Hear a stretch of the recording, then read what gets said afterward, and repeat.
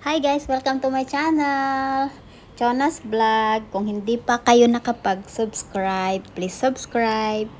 Salamat nga pala sa mga taga-suporta sa akin. Siyempre, lalong-lalo na dyan si GFC TV, Super Tinang, Mama Bear, Moment Cooking, Arceli, Master Rapid, especially guys, kay Master Rapid. Ayan, tara na, magluto na tayo. Today's cooking is magluluto ako ng bihon espesyal kasi may kalabasa. O diba guys, ayan binabad ko yung bihon ng asin. At ipakulo ko muna itong carrot ng mga 1 to 2 minutes lang para sa ganun ay mag-remain yung kulay niyang orange. Hindi magiging blunt color, ganun. At isabay ko na rin ito yung beans. Kasi yung bagyo beans ko guys ay lanta na, hindi na presko. So ayan, para magmukhang green mamaya, i-boil mo lang ng konti din. Siyempre, at yung cabbage mamaya din. Kasi nga, hindi na fresh yung bagyo beans ko. Medyo yellow na. So ayan, magluto-luto na tayo guys. So ganito lang, ng konti-konti. Thank you nga pala sa iyong mga suporta sa akin. Shout out sa mga members ko. Lalo kay Sir Jun Satsat. Ay nako, President. Mama Bear, Moment, Evergreen. Who else? Marit Robot, Sir Glenn. Who else? Siyempre, ang aking darling na si Eric Bon Miranda, mataba. Taba-taba.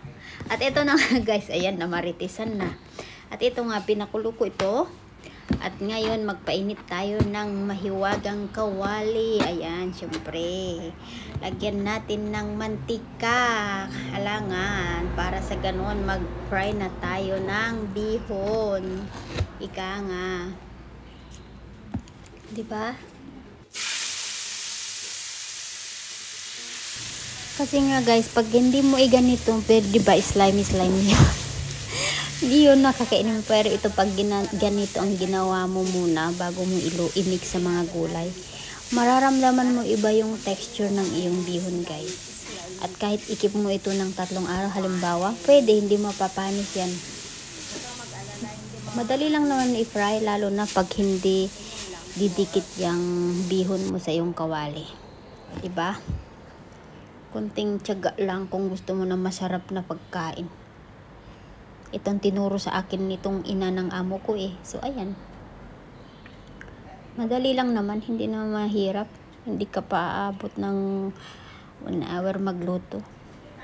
Pang family lang naman eh, pero pag maramian, wag na diba? Alangan. So ganito lang guys, panuorin nyo. At ayan, okay na. So, tanggalin muna natin para i-fry natin yung susunod na kasangkapan. Siyempre, ayan, maglagay na tayo ng mantika, guys. So, kailangan lagay natin itong sibuyas at saka garlic. Ayan.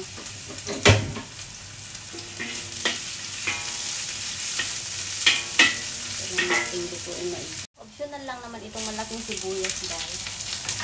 Dagdag aroma sa yung bihon mamaya.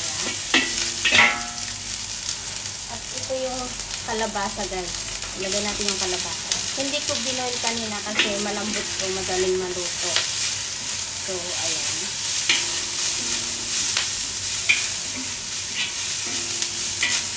So, ayan. Ito kailangan natin iluto na medyo matagal ko.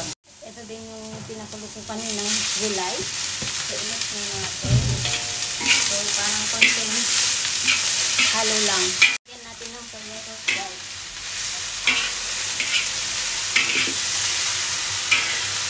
Hindi gaano maalat ko kaya.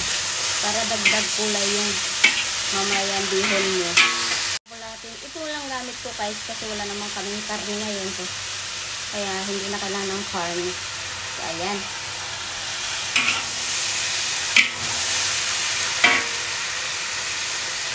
Lagyan ko lang ng konti ng tubig.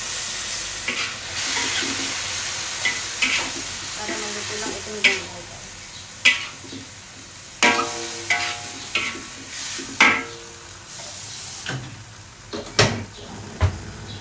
Yan, luto na yung gulay natin. Ilagay na natin itong bihon. So, ayan, diba?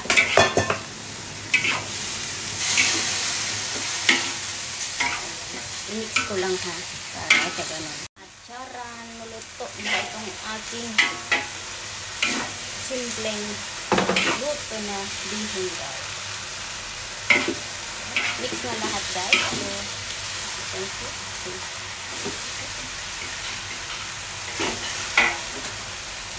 Yan.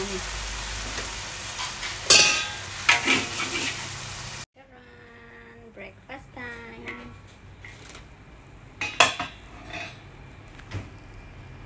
Kape na tayo, guys. Yung kape namin.